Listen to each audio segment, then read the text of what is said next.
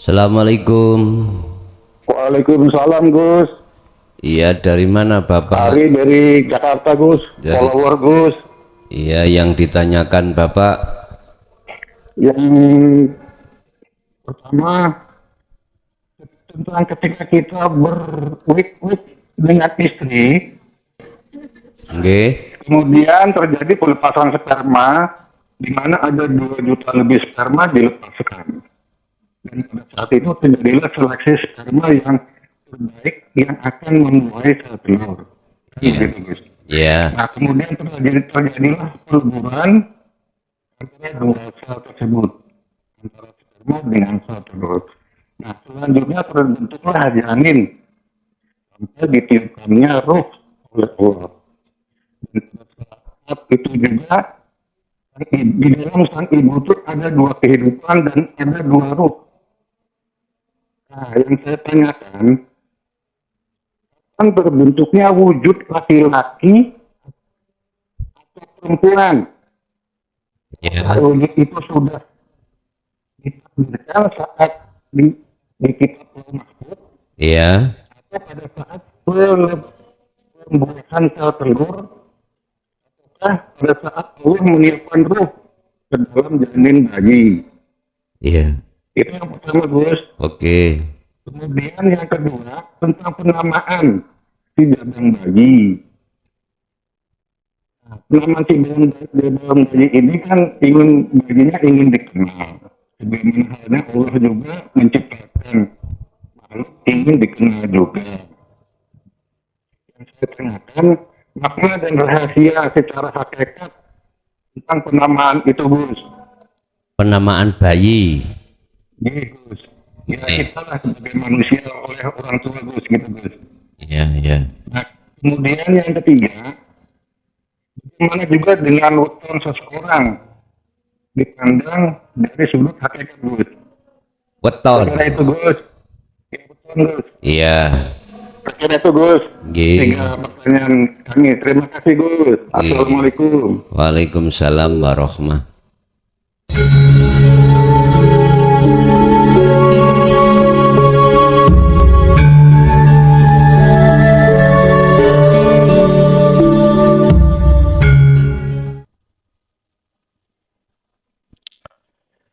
Baik di dunia ataupun setelah alam dunia, golongan manusia terutama khususnya ruhnya itu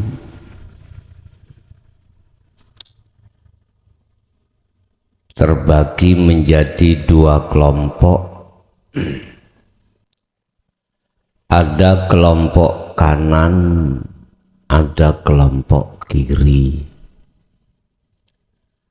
Ada kelompok terang, ada kelompok gelap. Ada kelompok yang menerima hidayah, yang mendapatkan petunjuk. Ada kelompok yang tersesat. Ada kelompok yang ada di rahmat, ada kelompok yang ada di azab. Ketika saat di dunia Anda susah untuk melihat mana di antara 2 kelompok. Sebab terkadang seakan-akan ini kelompok kanan, tapi nyatanya kelompok kiri. Sebaliknya, terkadang kita menilai seseorang kelompok kiri, nyatanya itu ada di kelompok kanan. Mengapa susah ketika saat dunia kita menentukan di antara berapa kelompok? Karena kita melihat kebanyakan itu dari sisi jasmani, tidak melihat rohani. Padahal yang dimaksud dua kelompok itu saat di dunia ada di rohani. Ada seseorang itu kelihatan jasmani di mata manusia baik, tapi nyatanya di mata Allah rohaniahnya jelek. Juga sebaliknya, ada kalanya kelompok manusia di mata manusia itu seakan-akan kelompok yang jelek karena perilaku jasmani, tapi nyatanya dia kelompok yang baik atau kelompok di mata Allah ruhaniahnya baik. Bapak Ibu, ini bisa kita indikasi, bisa terdeteksi manakala kita melihat sifat-sifat yang ada di dalam rohani, bukan sifat yang ada di jasmani. Kadang seseorang itu melihat prinsip, manakala prinsip rohani baik itu mesti zahirnya baik, itu pun juga belum tentu. Lah, inilah yang ku maksud di dalam surat Al-An'am ayat berapa itu, 82 ya.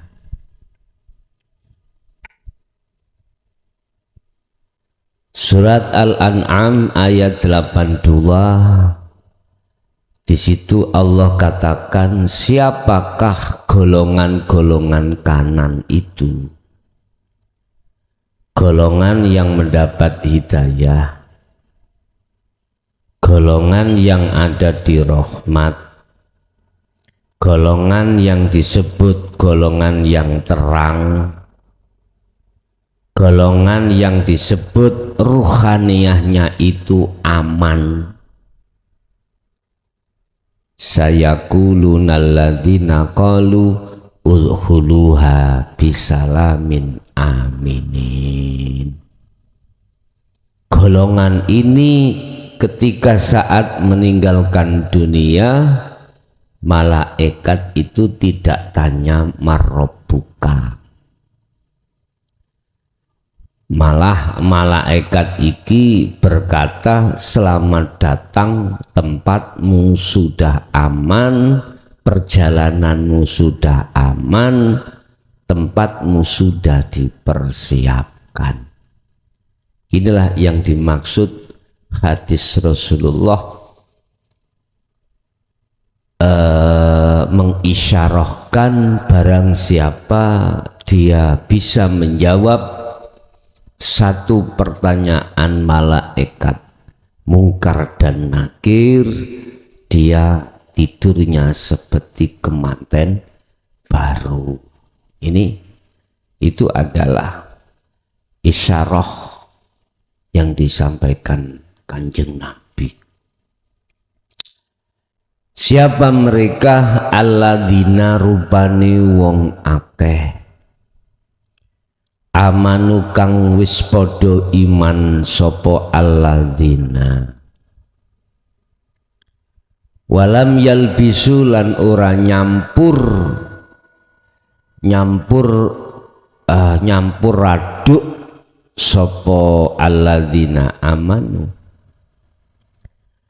ora nyampur imanahum ing keyakinane mereka terhadap Allah bidzulmin dengan kesyirikan. Itulah orang-orang yang imannya terhadap Allah tidak mencampur aduk terhadap iman selain Allah. Ini golongan orang-orang yang sudah imannya itu di la ilaha illa anta, atau di dalam zikir sirul asr sudah sampai pada ainul basiroh, bahkan hakul basiroh. Jadi nggak ada campuran di dalam hati seorang tersebut iman selain Allah, nggak ada. Ini di dunia loh ya, di dunia. Satu contoh.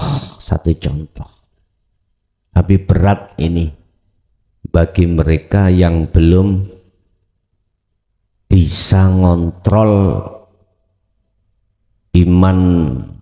imannya di dalam ihsan, berat. Tapi kalau mereka sudah bisa ngontrol, ringan. Contoh di depan saya ada wedang jahe. Urusan jahe ini tidak utawa ditutuk terserah. Sing penting ada aroma jahe. Oh, tidak emang dikencet ya.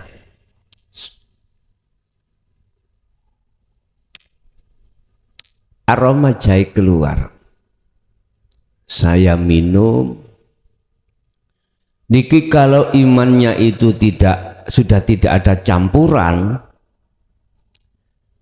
mesti aroma yang muncul berupa gurih campur setengah pedes, itu tidak menuduh asalnya dari makhluk, yaitu berupa jahe. Enggak ada.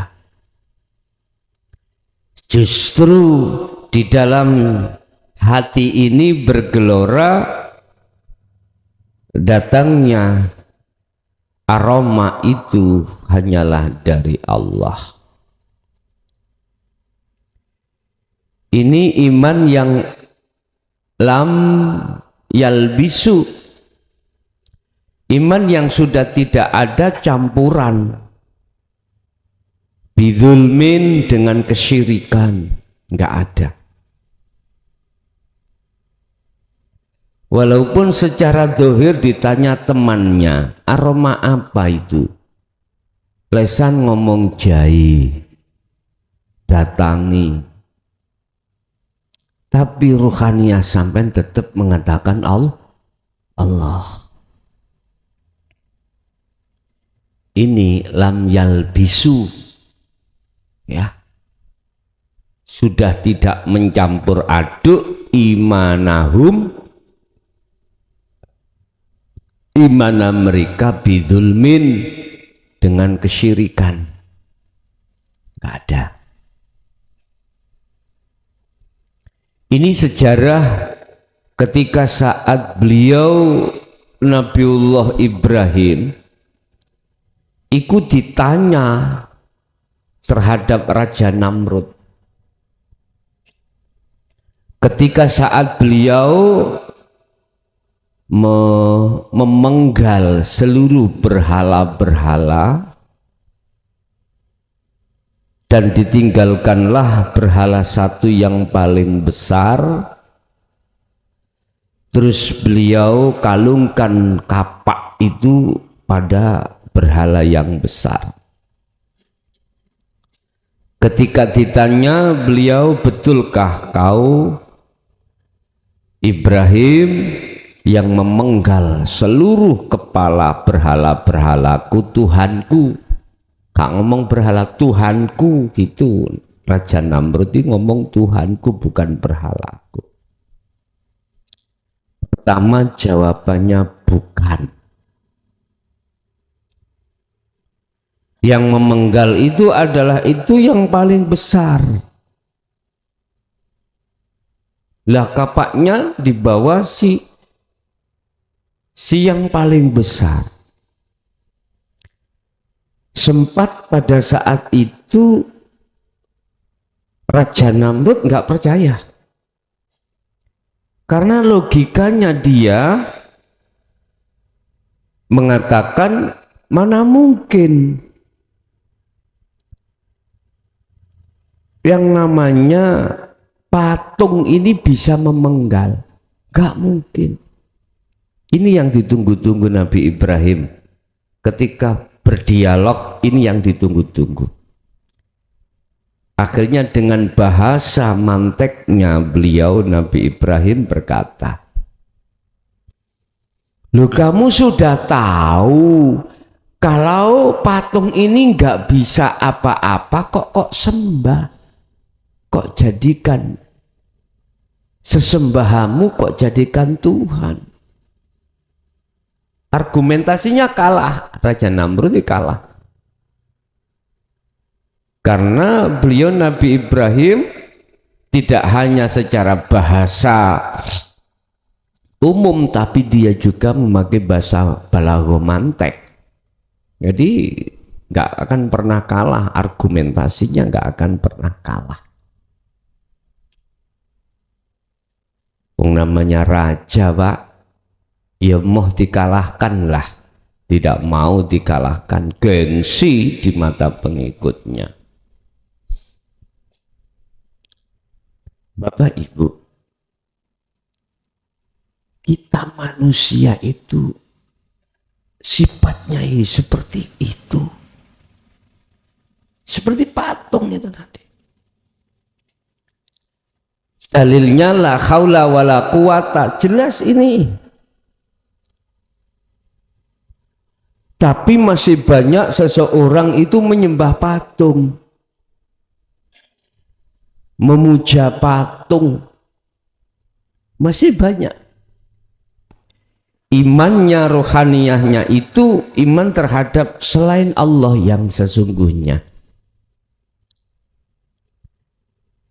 Imannya dia itu kebanyakan iman terhadap selain Allah yang sebenarnya. Iman terhadap makhluk, berarti patung. Oleh karena banyak di antara golongan kiri tidak melihat tentang haula quwata itu illa billah, tidak bisa melihat illa billahnya, tidak bisa melihat billahnya, maka menuduh bahwasanya haula dan quwata itu jatuhnya terhadap makhluk. Ini persoalannya.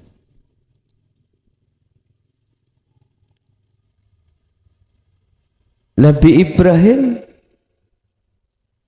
walaupun resikonya apa nanti yang akan diterima tentang masalah hukuman dari Raja Namrud, dia abaikan. Dicaci, dimaki, apapun itu bentuknya. Sudah saya mal, Pak. Ketika nanti saya menyampaikan dinul hak di tengah-tengah masyarakat, secara lingkungan saya sendiri, bahkan di luar lingkungan saya, sampai tahun ini sudah saya mal kalau nantinya itu aku dicaci, dimaki, bahkan diapa-apa nih.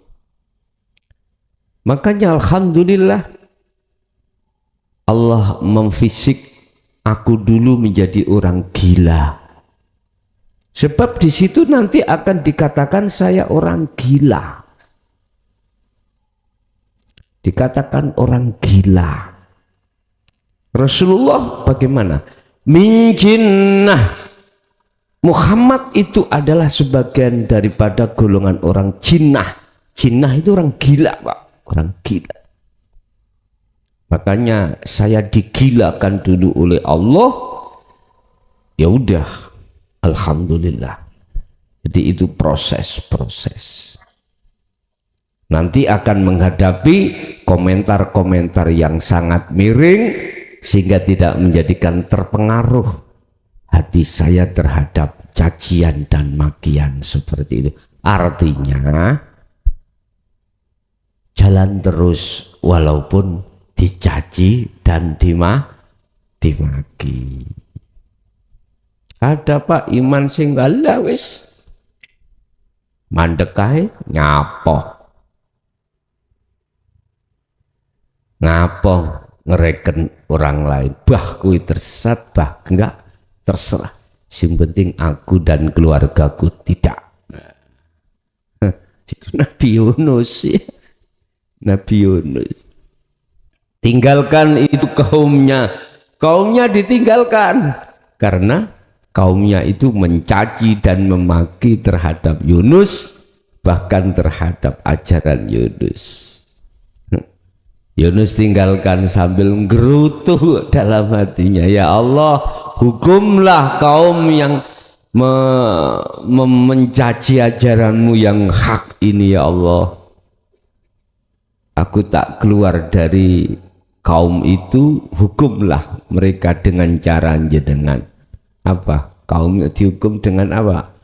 Hujan ya.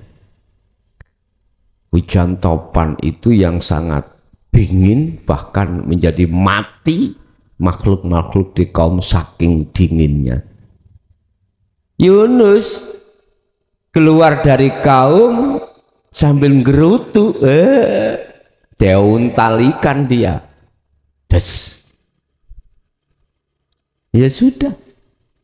Sebetulnya itu adalah sejarah yang mengandung pengertian,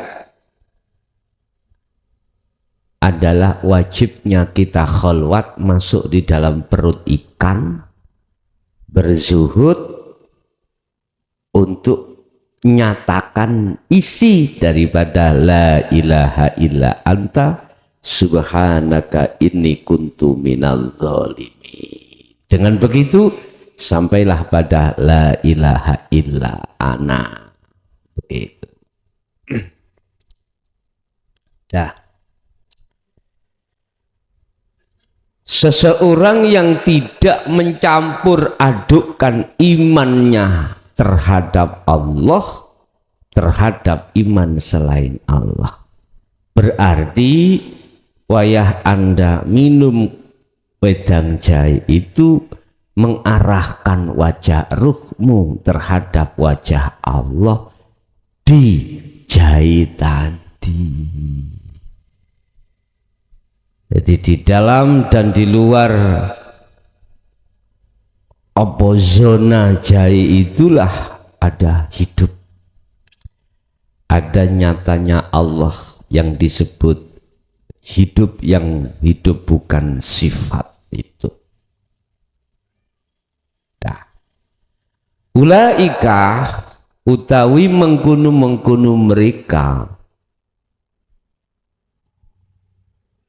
mereka mana ya yang sudah beriman itu, ikulahum iku tetap kedue ulaik al amnu utawi keamanan, dijamin amannya ruh itu baik di dunia lebih-lebih akhirat. Al amnu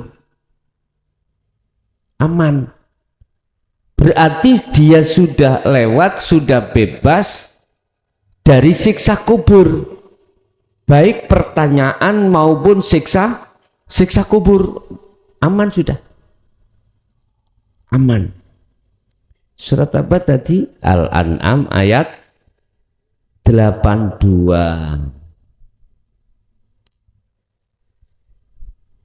Jadi bahasa al-amnu ini aman segalanya, mudah. Sudah tidak ada sesuatu yang mengganjal, sudah tidak ada. Apakah itu yang dimaksud pitakon malaikat mungkar nakir? Aman. Karena ketika dia itu kembali kepada Allah, kata Rasul, seperti kalbargi, seperti kilat, jasad walaupun belum sampai ke kuburan, dia ruhaniah sudah kembali pada Allah. Lah terkadang ketika proses perjalanan ruhaniah sampai ke Allah ini setelah mati ini, setelah kematian ini, terkadang itu Allah terjadikan ketika Anda khalwat.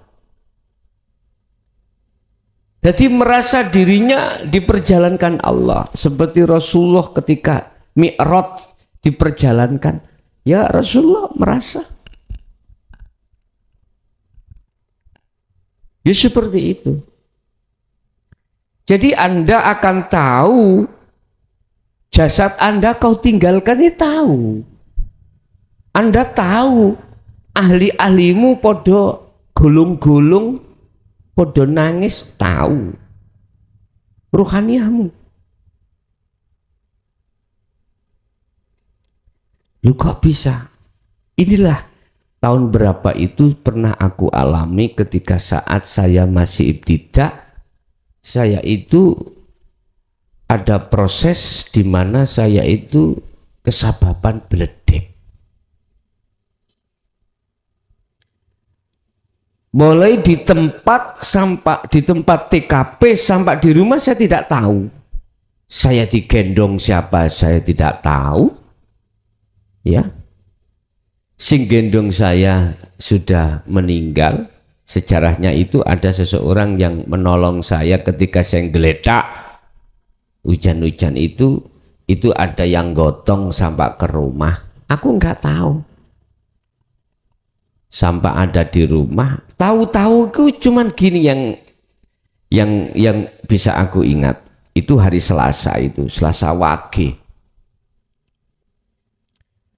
Joro sekarang itu ungsume wong PKK-an. Dulu itu wong PKK, karena abah saya itu dulu di sini sebagai mudin, di bojone mudin itu ono kegiatan PKK-an dulu.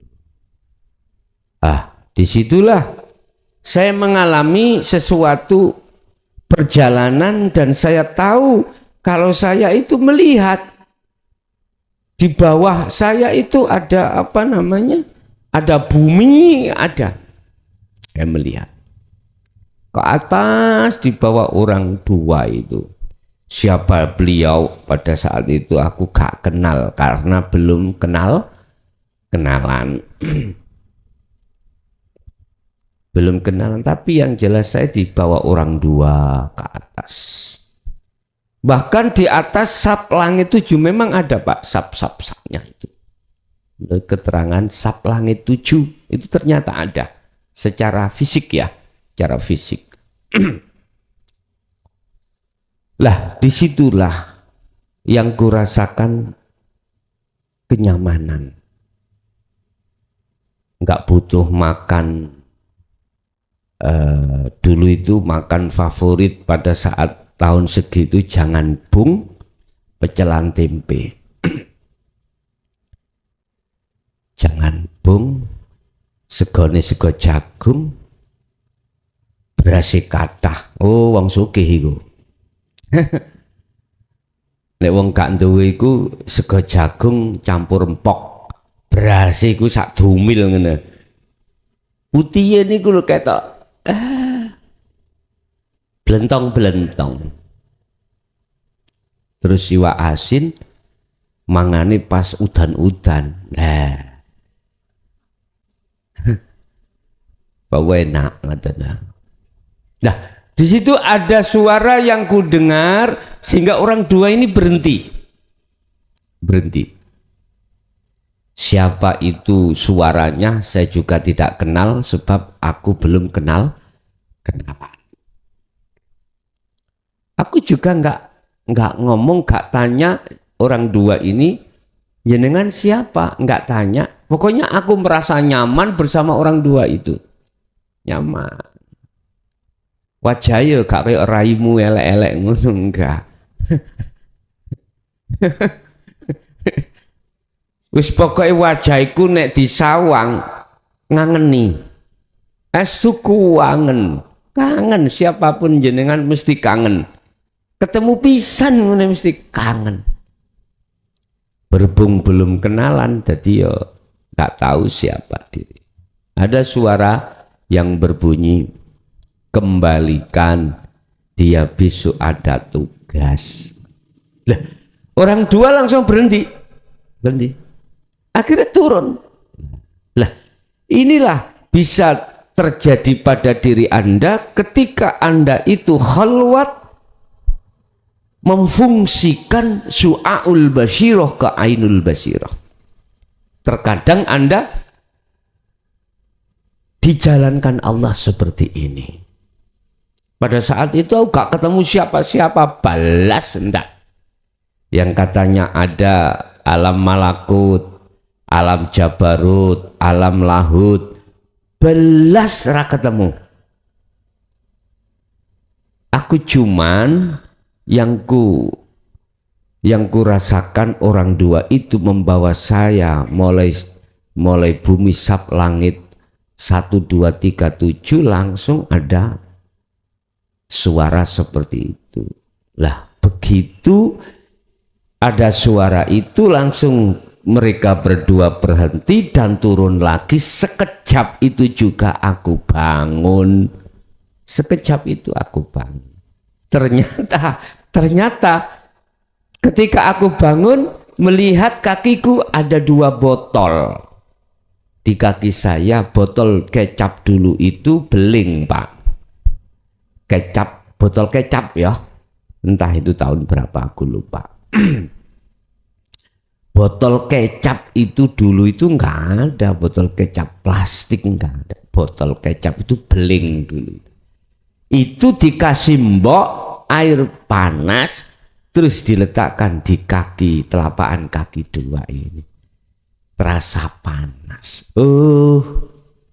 Begitulah Pak perjalanan jenengan ketika saat khalwat, biasanya itu secara khos Anda bisa diterjadikan seperti itu. Lah, banyak di antara golongan amanu yang melakukan fungsi dzikir sirul asrar di khalwat secara khos ketakutan. Gak usah takut. Besok nanti jenengan ketika saat sakaratul maut ya seperti itu. Tidak ada alam yang gelap, tidak ada. Justru Anda akan merasa senang, terbebaskan ruh dari belenggunya jasmani. Kalau nggak percaya, jajalan Bali kui nek jarine gak enak. Enak Pak, wong mati gua. Jari sopo gak enak? Kui didenteni, ditakut-takuti. Sakitnya seperti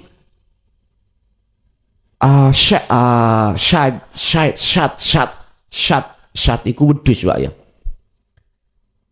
Syat iku wedhus seperti kambing ya. Hidup-hidup diseset kulitnya. Ambal 1000 kali. Sakitnya. Benar memang iku sakiti ahli hijab. Ahli syuhud enggak ada. Menyenangkan tanda nih. Jari ini sakit, enggak terasa. Enggak terasa. Justru Anda posisi ketika saat dipisahkan ruhaniyahmu dengan jasmaniyamu oleh Allah, kui merasa bangga dan bahagia.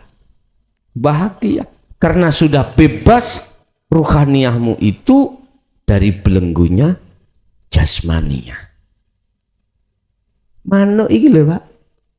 Iki nek diculno luwih seneng tinimbang dikurung. Gak percaya culno, seneng. Bebas kemana-mana. Dikurung. Ya seperti itu. Miber-miber ya. Sak ruangan iku mang. Ya laksana seperti ini. Lah biasane manuk metu nek kurungane jebol kabeh. Baru metu. Biasanya seperti itu pada umumnya. Tapi tidak selamanya burung keluar itu mesti kurungannya rusak. Ndak, nek wis waktune ya mesti keluar.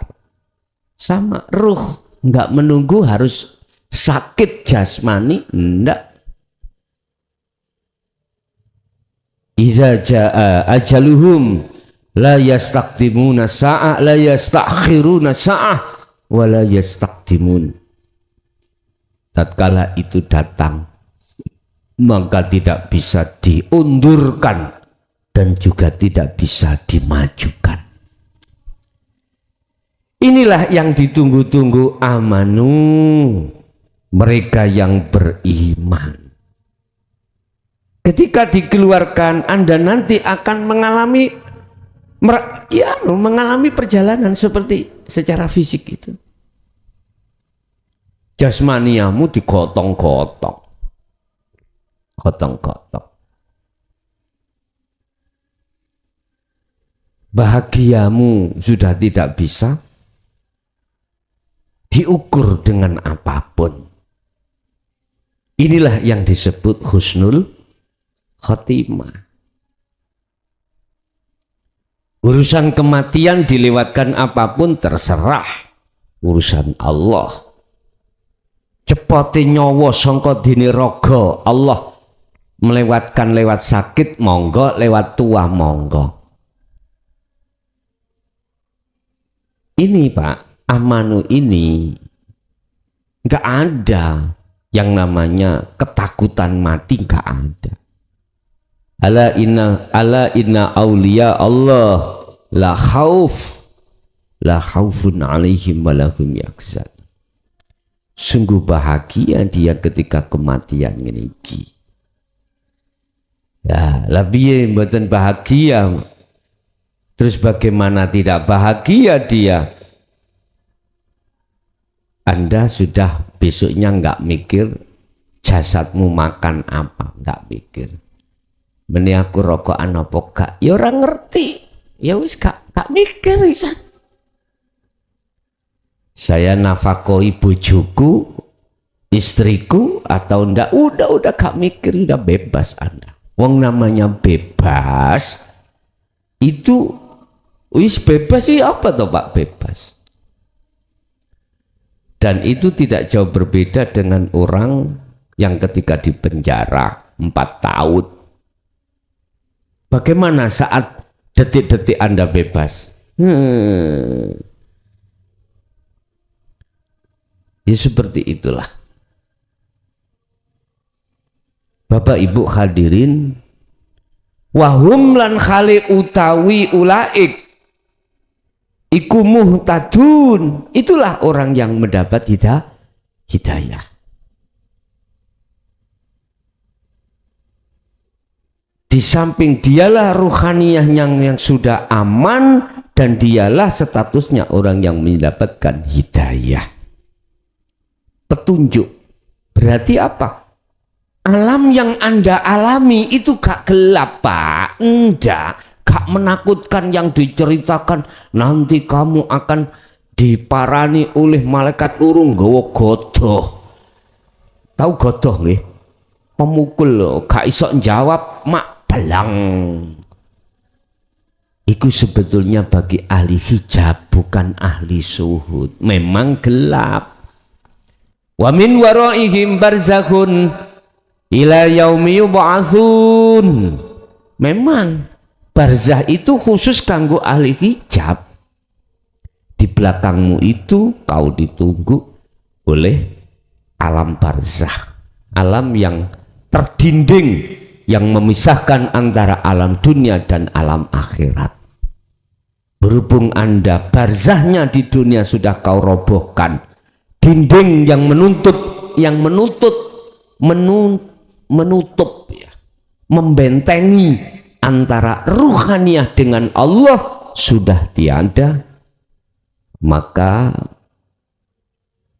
otomatis Anda tidak akan mengalami proses barzah lagi.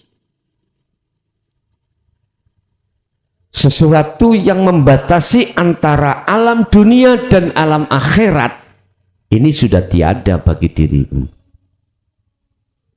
Sehingga walaupun secara jasmani kau ada di dunia, tapi ruhaniyahmu sudah di akhirat.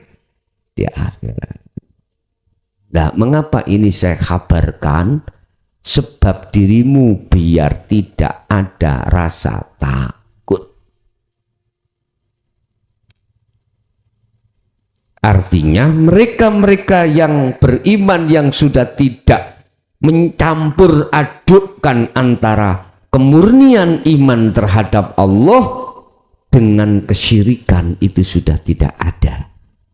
Maka letak amannya rohaniyah baik di dunia maupun setelah di akhirat, itulah golongan yang sudah tidak mencampur aduk antara iman dengan kemusyrikan.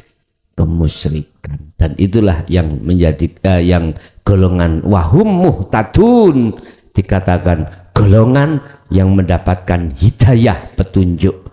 Artinya petunjuk di dunia, hatimu klik ke Allah. Setelah kematian, petunjuk ruhaniyahmu kembali menuju dan bertemu Allah Subhanahu wa Ta'ala. Oke, itu apa yang bisa kami sampaikan pada kesempatan malam hari ini. Masuk pada sesi tanya jawab, kami persilahkan. Kalau nggak ada, masuk pada di jalur interaktif ya, di 082 141 295 309. Assalamualaikum. Waalaikumsalam, Gus. Iya, dari mana Bapak? Dari Jakarta, Gus. Gus. Iya, yang ditanyakan Bapak?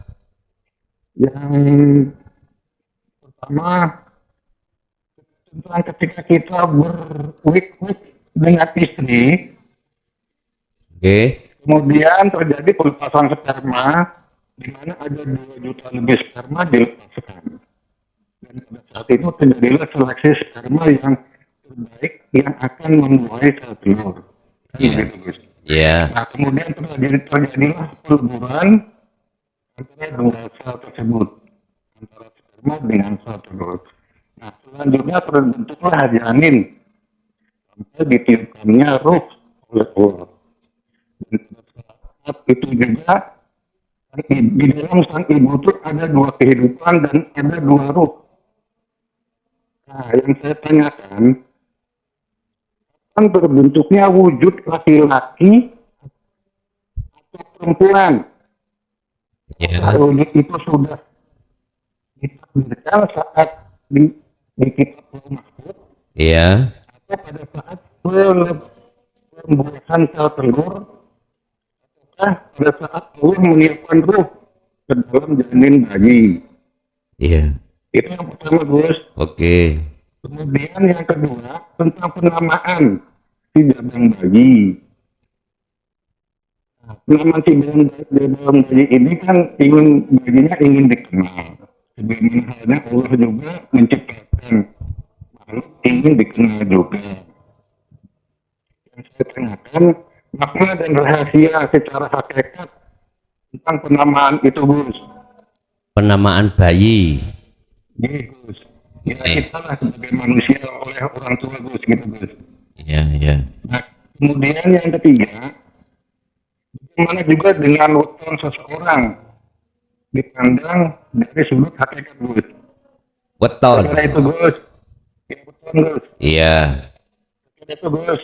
3 pertanyaan kami. Terima kasih, Gus. Assalamualaikum. Waalaikumsalam warahmatullahi. Proses kejadian manusia dari seorang bopo lan biung. Pertanyaan pertama, jatuhnya laki dan perempuan itu di saat apa? Apakah ketika saat ruh ditiupkan itu, ataukah sebelum ruh itu ditiupkan? Itu yang pertama. Bapak Ibu, proses di dalam syariah itu sudah jelas terkait masalah apa kejadian manusia tersebut, tidak terlepaskan dari pembuaian sperma terhadap ovum. Di situ ada memang sejarah ketika sperma itu mencari sel telur atau disebut ovum, itu beribu-ribu sperma, ya, beribu-ribu sperma, tidak hanya satu. Ketika saat jangka waktu 24 jam belum bertemu terhadap ovum, maka sperma itu mati. Artinya sudah tidak berfungsi. Dan kejadian itu di dalam rahim, tidak di luar rahim. Rahim itu ada pengaman, Pak. Rahim itu ada pengaman. Jadi proses pencarian ovum itu ada di dalam ruangan rahim, bukan di luar rahim. Bukan. Makanya seseorang kadang-kadang itu kok lama nggak punya anak-anak, nggak punya anak, itu ada berbagai macam. Ada istilah buntu balung, ada istilah buntu daging. Artinya apa? Sperma itu tidak bisa masuk di dalam rahim. Koyok-koyok masuk, tapi gak masuk karena ada selaput yang menghalangi di situ. Nah, ketika salah satu sperma itu sudah menemukan ovum, maka udah yang lainnya nggak bisa. Jadi tinggal nunggu waktu untuk kematian. Tapi ada kejadian ovum itu ada dua. Jadi sperma itu yang bertemu terhadap ovum tidak hanya satu, sperma satunya ketemu. Nah, nek kau kepingin punya anak kembar, gaya bayi tabung, gampang niku. Tahu bayi tabung nggih? Kejadian itu spermamu itu diambil oleh dokter, ada aturan itu diletakkan, tinggal minta berapa kau, minta 9 bisa, langsung ceknya kayak tikus, ya, hati bejudul ngono, lu nggak apa-apa toh, nggak apa-apa, pingin punya anak cepet ya, akeh harus bayi tabung, konang dokter sana. Jadi di dalam rahim itu akan diletakkan si dokter itu, ovum itu tinggal mintamu. Dok, 5 dok. Oke, tinggal kau bayar, mau atau enggak? Bayar Pak, anggitmu cuma-cuma gratis ngono. Lah. Ya nek dokter Allah ngono. Dokter Allah cuma-cuma sampean. Gak bayar, tapi ya iku ya gelem masih dikei setugel ya gelem macam-macam. Lah, sebetulnya walaupun bahasa syariat belum dikatakan ditiupkan rohnya, setelah kalau bahasa syariat kan 40 hari kali 3 itu baru ditiupkan. Itu bahasa syariat. Sebetulnya sebelum menjelang 40 hari kali 3 berarti 120 ya. 120 itu sudah tertentu sudah. Laki perempuan sudah tertentu. Sudah apa ya? Terprogram ini laki atau ini perempuan. Sudah ditentukan. Walaupun itu bahasa syariat belum ditiupkan, sebetulnya sudah ditiupkan. Secara hakikat, cuman secara hakikat, secara syariat belum, masih menunggu 120 hari. Nah, ini mana buktinya kalau sudah ditentukan? Sel telur, sperma itu Pak, yang ada di nutfah ya, sel yang ada di nutfah itulah yang disebut Nur Muhammad sesungguhnya. Bukan Nur Muhammad itu nur yang ada Nabi Muhammad, bukan. Bukan Nur Muhammad itu ada di pada beliau Ibnu Abdillah, bukan. Hakikat loh, bukan syariat loh ya. Hakikatnya itu Nur Muhammad itu ya wiji kang dumadi saklebeti gesang. Wiji sel di dalam kehidupan. Itu Nur Muhammad. Nah, ketika saat bertemu terhadap sel telur, ini namanya ruh. Setelah mengalami 120 hari, namanya manusia. Berarti ditentukan kapan laki dan perempuan? Ya pada saat itu, pertemuan itu sudah. Tidak menunggu hari-hari berikutnya, saat itu juga. Jadi Nur Muhammad, urip Nur Muhammad, roh insanul kamil, inilah proses innalillahi. Nah sekarang prosesnya wa inna ilaihi bagaimana? You harus kau hilangkan semua nama insanul kamil, nama roh hilang, Nur Muhammad juga hilang, hidup juga hilang, ya sudah. Sampailah kau pada dikatakan wa inna ilaihi rajiun, kalau sudah aku Allah itu. Udah kembali. Berarti dikatakan sudah kembali pada Allah. Memang benar.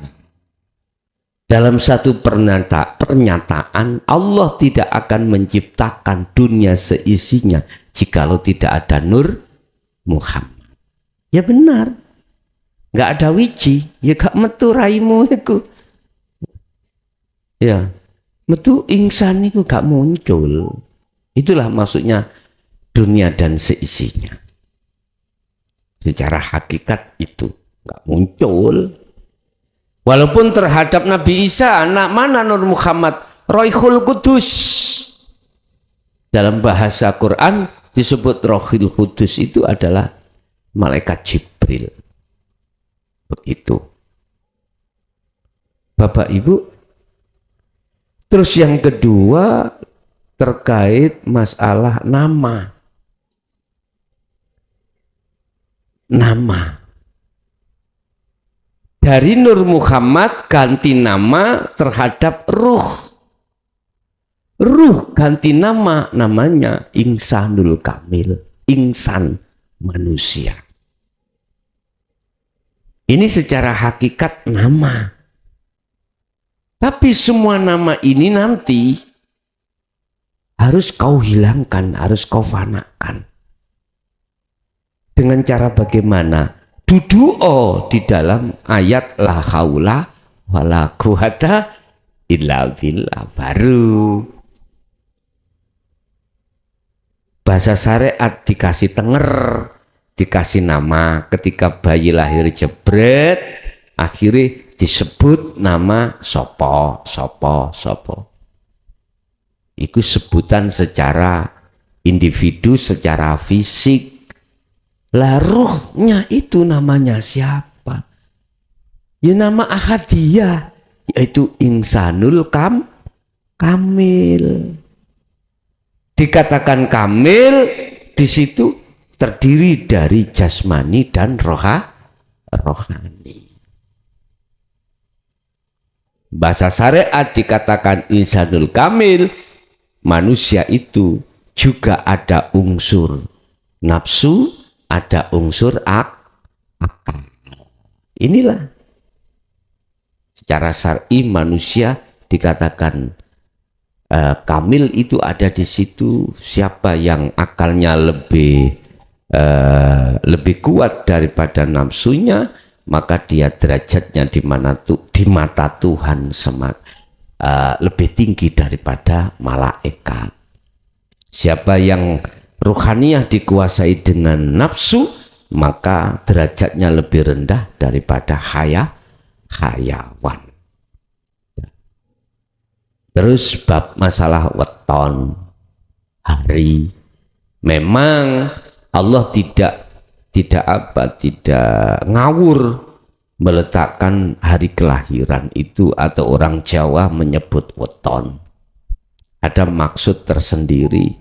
Apa? Kefitraan. Detik-detik Anda lahir ke dunia ini, detik-detik kefitraan, nyatane kefitraan.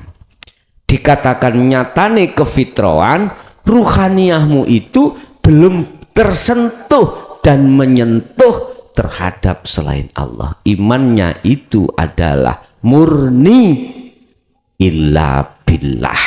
Imannya hanya pada Allah. Nggak ada.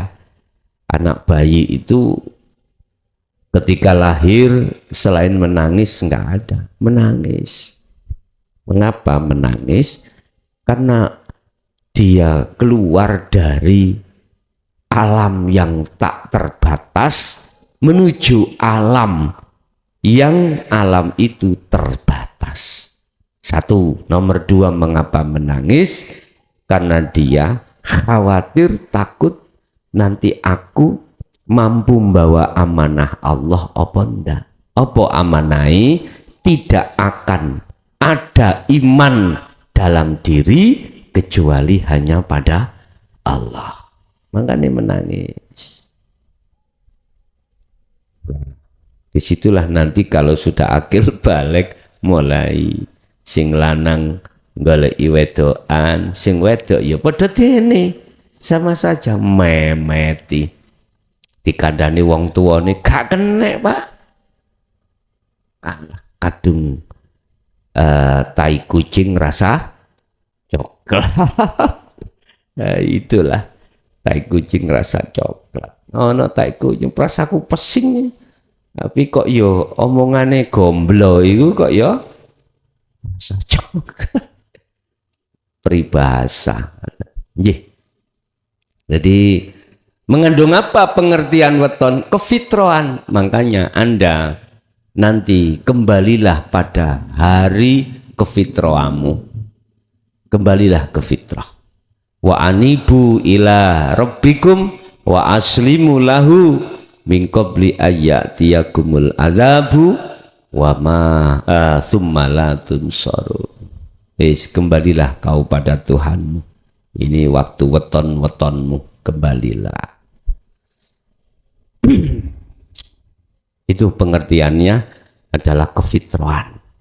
Urusan nama terserah, ikut jasmani. Ya, ada lagi. Mungkin di belakang Bapak yang dari Jakarta tadi, silakan. Assalamualaikum. Waalaikumsalam. Ya, dari mana Bapak? Dari Jakarta Pak Hari Pomo yang tempo hari udah datang. Jakarta, silakan. Apa yang ditanyakan Bapak? Tentangnya gini Mas, memang dalam tema tadi kan kematian itu jangan kita takut. Cuman kita sebagai manusia ini belum yakin karena kita pasti akan sudah pernah ketemu sama Allah sama Tuhan. Kita sudah benar-benar kelihatan apa yang akan kita untuk melalui kita kepada Allah. Oke. Ada dua golongan kematian. Ada satu kematian di mana laksana rambut ditarik dari tepung. Ada satu golongan kematian di mana laksana sutra ditarik dari duri. tatkala kita di dunia itu mengapa belum yakin kalau kematian iku nikmat? Sering-seringlah kau tidur, sering-seringlah kau tidur, karena tidur itu melatih kematian. Enak Pak, beda loh dengan tidurnya orang yang dikejar-kejar utang. Wah, jenggiratan kan? Ya, aku pernah tidur itu ngalami tidur dikejar-kejar polisi. Waktu menjadi DPO, makan tak nyaman, tidur tak nyenyak, makan tak enak. Guys, laksana seperti itulah. Lah, tatkala kita masih belum yakin kalau kita nanti kematian itu enak, nikmat, dan menyenangkan, kita belum ada keyakinan. Berarti iman kita itu masih keselilitan syirik. Tahu keselilitan, Pak? Apa ya bahasa keselilitan nih? Teringgapi masih ada syirik di dalam hati kita. Sehingga terkait masalah kematian itu kita takut. Masih ada rasa takut. Masih ada rasa takut. Itu berarti kita masih, salah satu tanda kalau di dalam hati kita masih keselilitan, teringgap syirik walaupun hanya seulai rambut. Masih ada. Sehingga di situ nggak ada rasa rindu. Rasa rindu untuk pelepasan ruh dari jasmani nggak ada. Loh, kalau sudah total detik-detik sudah tidak ada seulai rambut pun syirik dalam hati kita, detik-detik ya, maka Anda akan mesti ada rasa kerinduan banget. Lah, kerinduan ini bersamaan dengan perjumpaan kau dengan Allah. Kerinduan bertemu Allah mesti menggelora bagi orang yang seperti ini. Saat kerinduan menggelora itulah seiring dengan temuan Anda terhadap Allah. Tapi kalau di luar detik-detik kerinduan yang menggelora, ya mesti Pak, siapapun kita akhirnya isna iso ojo bongkos sih. Begitulah memang. Tapi kalau itu selalu jumpa dengan Allah, aku yakin hanya satu yang selama ini kau tunggu-tunggu adalah kematian. Dan ini mesti terjadi. Entah kapan itu terjadi, yang jelas mesti terjadi. Ya, inilah yang melanda di dalam hati para kekasih Allah di situ. Tapi bukan berarti dia itu cari-cari kematian. Anda jane gampang nyari kematian itu. Sendaplang Pak kok rilis sepur. Wis budal lah ngoten Pak nggih. Budal. Gak seperti itu kekasih Allah. Walaupun dia yang ditunggu-tunggu hanya satu kematian, tapi bukan berarti mencari kematian. Gampang Pak sebetulnya itu. Kalau kematian secara syariat mudah saja, nggak melibatkan orang lain, nggak usah, hanya bondo 10.000 bisa. Tuku anduk leken anduk iku bongkon. Iya, leken anduk we. Allah ya kan. Sudah nggak ada yang diproses manusia yang lain, nggak ada. Jangan cari-cari kematian, nggak sepeda motor nang embong no mabrak truk. Sakno lah rek. nek pancen golek kematian anduk untalen wis engko ae. Jadi Bapak yang ada di Jakarta, tatkala masih ada rasa takut dengan hal itu, berarti tertanda kita di luar zona kerinduan berjumpa pada Allah. Sebetulnya itu kalau Anda sudah memang tahu, sudah menerima tentang dinul haq dan melaksanakan kholwatnya, mesti Anda ini mesti rindu berjumpa pada Allah. Berjumpa pada Allah yang kumaksud tidak harus secara fisik mati, tidak. Anda harus mematikan keakuanmu. Anda harus menjadi patung la haula wala quwata. Ini status kita harus masuk di situ. Begitu. Oke. Itu Bapak Ibu apa yang bisa kami sampaikan. Oleh karena habis ini ada kegiatan badminton, ya mohon maaf ya Didik kere mau aku ngaji ya terus bangun jiwa ya tapi yang bangun raga ya iyalah ngaten dah. Si kait ana kegiatan Didik sak wulan tak cukup 3 dina gegeran nae. Jadi ya apa ya kongen ngaji terus nek dobel lah ya olahraga lah rek Didik rek. Jenengan cari di situ kan disebutkan bangunlah jiwanya juga bangunlah badannya. Godo gedang godo telo diduk dang podo kroso. Kurang lebihnya mohon maaf. Akhirul kalam. Assalamualaikum warahmatullahi wabarakatuh.